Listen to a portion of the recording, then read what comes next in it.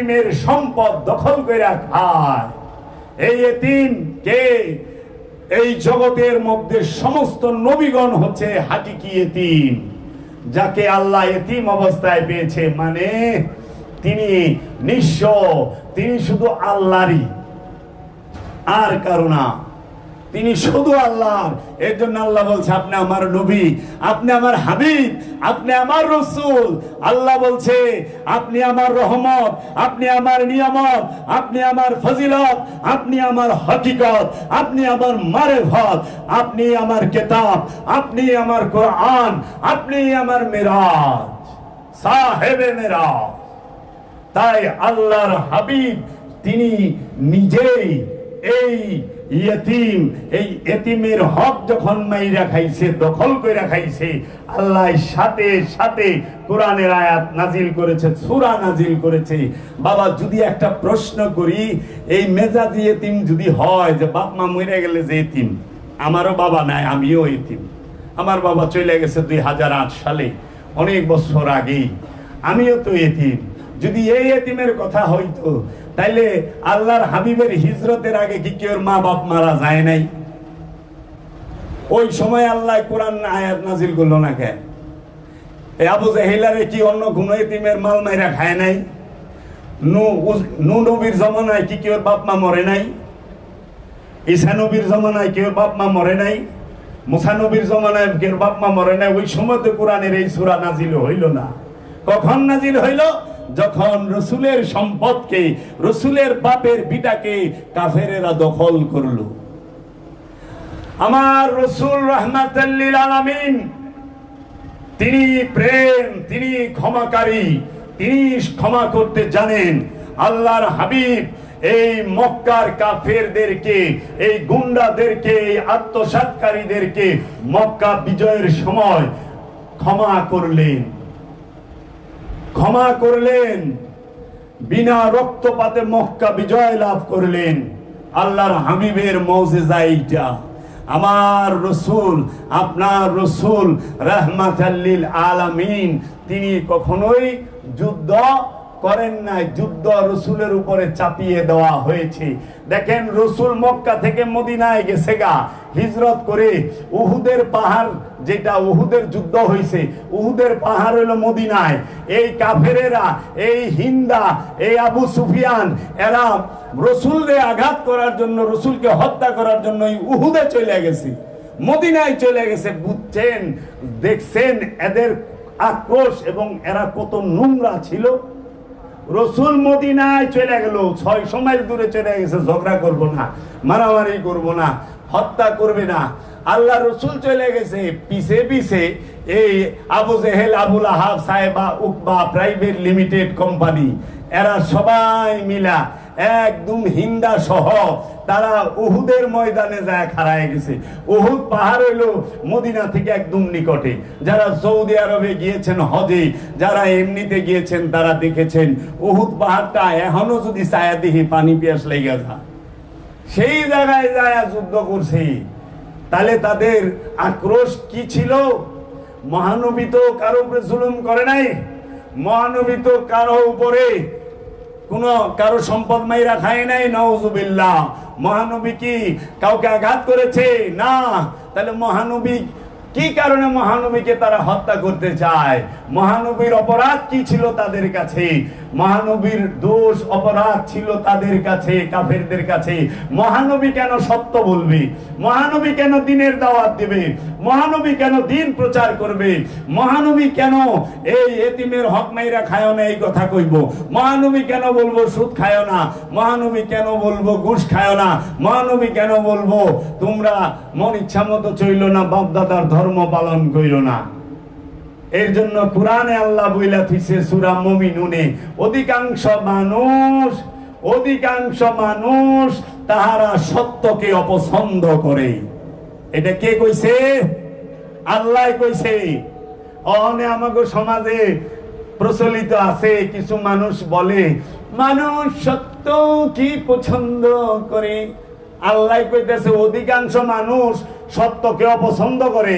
আর এরা কয় মানুষ সত্যরে পছন্দ করে। আরে মানুষ যদি সত্যরে পছন্দই করতো তাহলে তো দুনিয়ায় ঝামেলাই থাকে না, সুদ ঘুষ থাকে না তো। মানুষ সত্যকে অপছন্দ করে, সত্য শুনতে পছন্দ করে না। সত্য কইলে মানুষ কি কয়? পাগল। সত্য কইলে মানুষ কি কয়? ভণ্ড। সত্য কইলে মানুষ কি কয়? জাদুকির। আল্লাহর রসুলকে কি জাদুকির বলে নাই কাফেরেরা?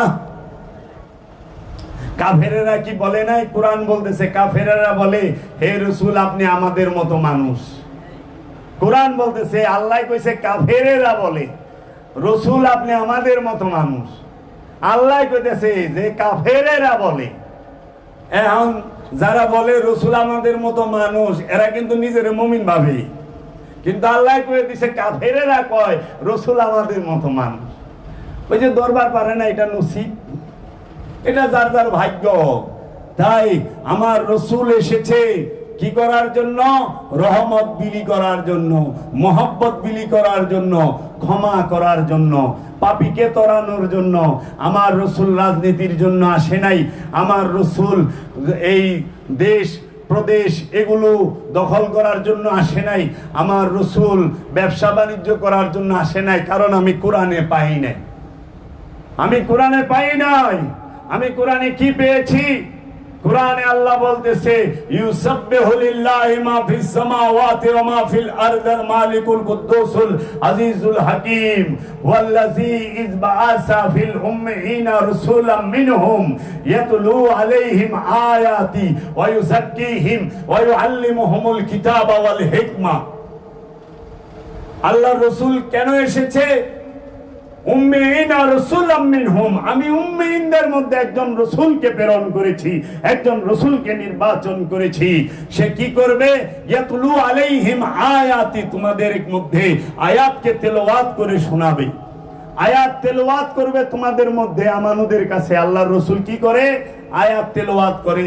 সেই আয়াত কি লাইন না, সেই আয়াতকে ইব্রাহিম খলিলুল্লাহ, মুসা কালিমুল্লাহ, নূহ নবিউল্লাহ, আদম সফিউল্লাহ, এরা হচ্ছে আল্লাহর আয়াত। কোরআন বলেছে, কোরআনে আল্লাহর আয়াত সম্পর্কে আল্লাহ বলছে ঈসা আমার আয়াত, মুসা আমার আয়াত, ইয়াহিয়া আমার আয়াত, জাকারিয়া আমার আয়াত, নূহ আমার আয়াত, ইউসুফ আমার আয়াত, ইয়াকুব আমার আয়াত, এই জাকারিয়া আমার আয়াত, মারিয়াম আমার আয়াত। এরা সবাই সকল নবী রাসূল আল্লাহর আয়াত। তাই সকল নবী রাসূলের ঘটনা রাহমাতাল লিল আলামিন কুরআনুল কারীমে বলেছে। তাই আল্লাহ নিজে বলেছেন, আপনি ওয়াজকুরু ফিল কিতাবে ইব্রাহিমা, হে আমার হাবিব আপনার কিতাবের মধ্যে ইব্রাহিমের জিকির করুন। রাসূলের কিতাবে কার জিকির করতে বলেছে? ইব্রাহিম খলিলুল্লাহ।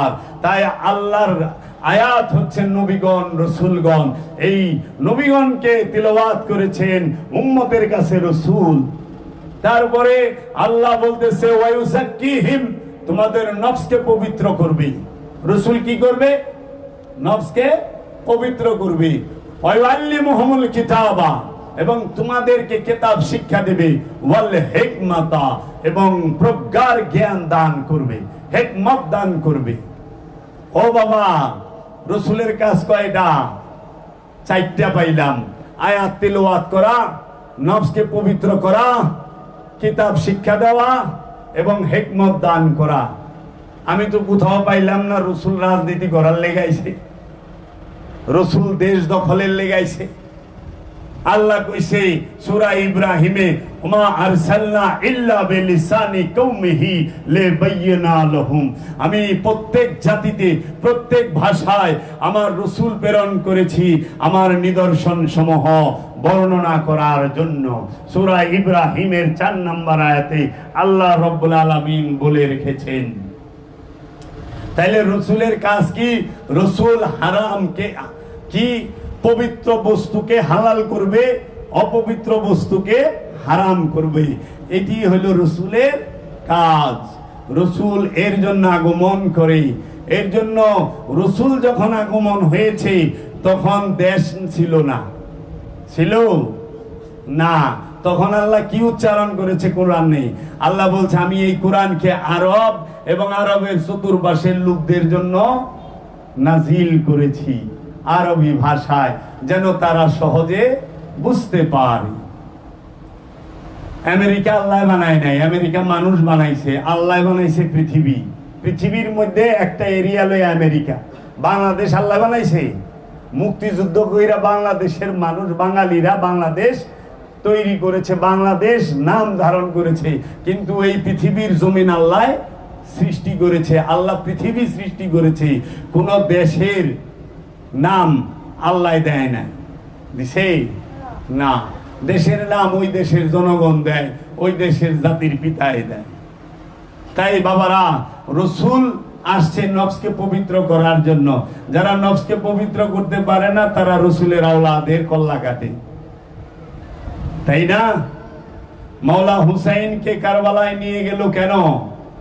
কে নিয়ে গেছে? এটা কি রসুলের মাওলা হুসাইনের আবির্ভাবের আগের এই ঘটনা ঘটবে এটা বইলেই রাখছে রসুল। মাওলা হুসাইন যখন ছোট শিশু অবস্থায় তখনই রসুল বইলা থুইছে যে আমার উম্মতের মধ্যে একদল বিপদগামীরা আমার এই নাতিকে, আমার এই দৌহিত্রকে কারবালায় নির্মমভাবে সপরিবারে শাহাদাত করবে। হযরত উম্মে সালমার কাছে একটি শিশির মধ্যে আল্লাহর হাবিব রাহমাতাল লিল আলামিন তিনি কারবালার বালু, কারবালার মাটি আইনা বইরা দিছিল, বলছিল উম্মে সালমা যেই দিন এই মাটিটি রক্ত হয়ে যাবে মনে করবা সেই দিন শহীদ হয়ে গেছে ইমামে হুসাইন। কেন মহানবী অন্য কারো কাছে দিলেন না? মা আয়েশার কাছে দিলেন না? মা হাফসার কাছে দিলেন না? কেন মা উম্মে হাবিবার কাছে দিলেন না? কেন মা উম্মে সালমার কাছে দিলেন? কারণ আল্লাহর হাবিব জানেন কারবালা পর্যন্ত এই জগতের বুকে একমাত্র উম্মে সালমাই তিনি এই পৃথিবীর বুকে থাকবেন।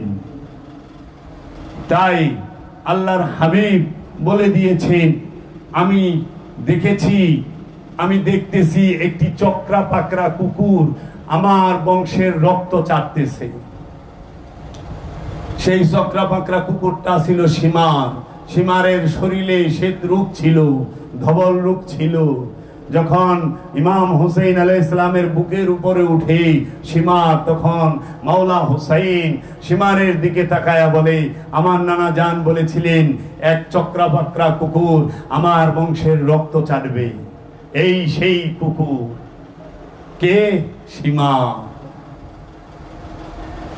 ইয়াজিদ 61 হিজরিতে মুয়াবিয়া তিনি ইন্তেকাল করেন। আমিরে মুয়াবিয়া 61 হিজরিতে ইন্তেকাল করার পরে, ইন্তেকাল করার পূর্বেই তিনি ইয়াজিদ নামক নরপিশাচকে সে ক্ষমতায় দামেস্কের মসনদে বসিয়ে যান, যে সে দামেস্কের মসনদে বসবে। তিনি দামেস্কের মসনদে বসে, মদিনার গভর্নর ছিল মুয়াবিয়ার আপন মামা, তার নাম ছিল ওয়ালিদ বিন উতবা। তাই পরিচয় দেওয়া দরকার না কে কার কি।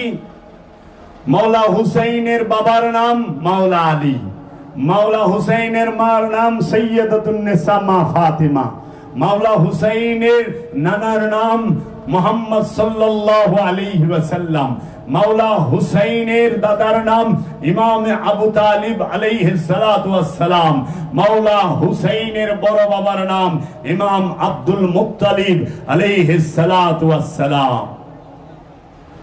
আর এই নরপিশাচ ইয়াজিদের বাবার নাম আমিরে মুয়াবিয়া। ইয়াজিদের যে দাদা তার নাম আবু সুফিয়ান, আবু সুফিয়ানের বাবার নাম হচ্ছে হারা, আবু সুফিয়ানের স্ত্রীর নাম হিন্দা, ইয়াজিদের দাদির নাম হিন্দা, আমিরে মুয়াবিয়ার মায়ের নাম হিন্দা। আমিরে মুয়াবিয়া যার গর্ভে হয় জন্ম নেয় তার নাম হিন্দা। হিন্দা ছিল আরবের সেরা নর্তকী, খুব সুন্দরী ছিল। ওই যে দেখেন না আরবে যে বাল্লি ড্যান্স কয়, আরব রাজ্যে বাল্লি ড্যান্সের এই ড্যান্সার ছিলেন, নর্তকী ছিলেন এই হিন্দা। এই হিন্দা তিনি উহুদের যুদ্ধে মুহাম্মদ সাল্লাল্লাহু আলাইহি ওয়াসাল্লামের বিরুদ্ধে যে যুদ্ধ করেছে, সেই যুদ্ধে মহানবীর আপন ছোট চাচা ইমাম আমিরে হামজা রাদিয়াল্লাহু তাআলা আনহু তিনি যখন শহীদ হন, ইমাম আমিরে হামজার বুক ফাইরা কাঁচা কলিজা বাইর কইরা এই মবিয়ার মা হিন্দা উহুদের পাহাড়ে চাবায়া খাইছে। মানুষের কলিজা, কাঁচা কলিজা বুক ফাইরা বাইর কইরা চাবায়া খাইছে। বুঝছেন কত সরস লোক। আচ্ছা, ইমাম আমিরে হামজার 2 হাতের কবজা কাটছে, ঠোঁট কাটছে, নাকের মাথা কাটছে, কানের লতি কাটছে, কাইটা সুতা দিয়া মালা বানায় গলায় পিনছে। আর উন্মাদের মতো উহুদের পাহাড়ে পাগলের মতো ক্ষোভের আগে জিজ্ঞেস করছে, এই মুহাম্মদ, কোথায় তোমার ওই সৈনিকরা? তাদেরকে ডাকো, হিন্দা উপস্থিত, তাদেরকে ডাকো। কারণ ওই সময় মুসলমানরা একটু বেকায়দায় ছিল। নবীর সাহাবীরা নবীকে রাইখাও পাহাড়ের গুহায় পলাইতে বাধ্য হয়েছিল। ওই উহুদের ময়দানে আল্লাহর হাবিব আঘাত পায়, অনেক আঘাত পায়, আল্লাহর হাবিবকে আঘাত করে রক্তাক্ত করে। কেন হিন্দা এত ক্ষিপ্ত ছিল? কারণ হিন্দা ক্ষিপ্তার কারণ হচ্ছে হিন্দার বাবা, তার নাম হচ্ছে উতবা কাট্টা কাফের। হিন্দার বাবার নাম কি? উতবা। এই মবিয়ার নানার নাম কি? উতবা। মবিয়ার নানা কাফের ছিল, রসুলের বিরুদ্ধে যুদ্ধের নেতৃত্ব দিছে। মবিয়ার মামুর নাম ওয়ালিদ বিন উতবা, সে কাফের ছিল। মবিয়ার মার নাম হিন্দা, সেও কাফের ছিল। রসুলের বিরুদ্ধে রসুলের চাচার কলিজা চাবায় খাইছে। এবং রসুলের আম্মা জানের যে মাজার মদিনার কাছাকাছি, যখন মদিনায় যাচ্ছিল উহুদের যুদ্ধের সময়, তাবু গাড়ছে, গাইরা দেখে একটা কবর, জিজ্ঞেস করছিল এই কবরটা কার? এই কবর হইল মুহাম্মদের মা আমিনার। সঙ্গে সঙ্গে তিনি খাবার খাইতেছিল, খাবার ভালায় ধুইয়া বেলচা আছে না সাপল, এই সাপলে দৌড়ায় যায় সেই মাজার ভাঙছে, সেই কবর খুঁজছে। তাই মাজার ভাঙার সুন্নত কার? হিন্দার। মাজার কে ভাঙে? হিন্দার। হিন্দার বংশরা। মাজারের বিরুদ্ধে কথা কে বলে? হিন্দার। হিন্দার বংশরা। কারণ মহানবীর মায়ের মাজার ভাঙছে হিন্দার। সর্বপ্রথম মহানবীর মাজার, মহানবীর মায়ের মাজার ভাঙে হিন্দার। এই হিন্দা সে কাঁচা কলিজা চাবায় খায় তার পেটের থিকা। আর সারা জীবন আবু সুফিয়ান রসুলের বিরুদ্ধে মক্কার যুদ্ধের নেতৃত্ব দিছে। সবচেয়ে শক্তিশালী সর্দার ছিলেন এই আবু সুফিয়ান। তাইলে দেখেন, নানায় কাফের, নানি কাফের, মামু কাফের, আবু দাদায় কাফের, 14 গোষ্ঠী কাফের আছিল। সবাই ইসলামে প্রবেশ করছে কবে? মক্কা বিজয়ের পরে। 630 সালে মক্কা বিজয় হয়। মক্কা বিজয়ের পরে ইসলামে প্রবেশ করছে। কেন? কারণ জানে যদি অহনে কলেমা না পড়ি তাইলে সম্পদ সব ক্রোক কইরা লয়ে যাইব, বাজেয়াপ্ত কইরা লয়ে যাইব এবং মৃত্যুদণ্ড হবে। এক কাম করি, কলেমা পইরা ভালাই, তাতে জানও বাঁচবো, মালও বাঁচবো, ভবিষ্যতে দেই খেলো মনি। পলিটিক্স শিখতে গেলে মবিয়ার বংশ থেকে শিখতে হবে, এজিদের বংশ থেকে শিখতে হবে। আর যদি প্রেম শিখতে চান, মাওলা হুসাইনের বংশ থেকে শিখতে হবে, মাওলা আলীর কাছ থেকে শিখতে হবে, মাওলা মুহাম্মদের কাছ থেকে শিখতে হবে। মোহাব্বত কার থেকে শিখবেন? মাওলা মুহাম্মদের কাছ থেকে। কারণ মোহাব্বতের অপর নাম মাওলা মুহাম্মদ, নবী মুহাম্মদ, রসুল মুহাম্মদ সাল্লাল্লাহু আলাইহি ওয়াসাল্লাম। তাই বাবারা, এই কাফেরেরা আল্লাহর নবীর বংশকে দেখে নেবার জন্য ওই যে মক্কা বিজয়ের সময় তাদের যে খুনস, তারা সেইটা জিলিয়ে রেখেছিল। আল্লাহর হাবিব যখন বিদায় হজ করলেন, গাদিরে খুমে ভাষণ দিলেন। গাদিরে খুমের পরে আল্লাহর হাবিব রবিউল আউয়াল মাসের 1 তারিখে ইন্তেকাল করলেন, মতান্তরে 2 তারিখ। রবিউল আউয়াল মাসের 1 অথবা 2 তারিখ আল্লাহর হাবিব জগৎ থেকে পর্দা গ্রহণ করেন, এই জাহিরি দেহ ত্যাগ করেন। আল্লাহর হাবিব গাদিরে খুমে আল্লাহর হাবিব মাওলায়াতের ঘোষণা দেন, মাওলার অভিষেক ঘটে 18ই জিলহজ। 18ই জিলহজের পরে রবিউল আউয়ালের 1 তারিখে আল্লাহর হাবিব দুনিয়া থেকে পর্দা গ্রহণ করেন। আল্লাহর হাবিব দুনিয়া থেকে পর্দা গ্রহণ করার পরেই আল্লাহর হাবিবের উম্মতের মধ্যে, সাহাবায়ে কেরামদের মধ্যে বিভিন্ন গ্রুপ হয়ে যায়, বিভিন্ন গ্রুপ হয়ে যায়। তার নমুনা হিসেবে আমরা দেখতে পাই রাসূল সাল্লাল্লাহু আলাইহি ওয়াসাল্লামের দাফনের সময়, রাসূল সাল্লাল্লাহু আলাইহি ওয়াসাল্লামকে রওজায় রাখার সময় মাত্র 30 জনের আমরা হিসাব পাই যে 30 জন মানুষ ছিল, কেউ কেউ 22 জন, ঐতিহাসিকদের মতে। রসুলের দেহ মোবারক জমিনের উপরে 3 দিন পর্যন্ত ছিল, আর সবাই কে খলিফা হবে, কে মন্ত্রী হবে, সেইগুলো নির্বাচন করার জন্য ব্যস্ত ছিল বিভিন্ন গোত্রেরা মিলা। কারণ আরবে ছিল রাজবংশ, রাজত্ব, আরবে গোত্রপ্রীতি ছিল খুব। গোত্রের যেই আমাদের দেশে কয় না এরকম, হায় হায় রে কি করছস, চৌধুরী বাড়ির পোলারে মারছস, আজকে তো তুই গেছস, মোল্লা বাড়ির পোলা, শিকদার বাড়ির পোলা, খান বাড়ির পোলা, এই যে লাগে না এরকম বংশ বংশ। আরবে এরকম গোত্র ছিল, এক গোত্রের লোকরে মারলে আরেক গোত্র কুবাইবার যাইত, খুব ভয়ানক ছিল। এর জন্য সকল গোত্ররা মিলা তারা ডিসিশন নিছে কে হবে লিডার। তখন এই ভাগ ভাগ হয়, সূত্রপাতটা ওইখান থেকেই শুরু হয়। এই যে রসুলের সাথে যারা মুনাফিক ছিল তারা তো ঘাপটি মাইরা বইয়াই রইছে। এখন সবাই যদি বাবা ইমানদার হইতো, রসুলের সাহাবার ভিতরে সবাই যদি মুমিন হইতো, তাইলে সূরা মুনাফিকুনটা নাজিল হইল কাকে কেন্দ্র কইরা? কারণ মুনাফিক তো কাফের না, কাফেরকে যে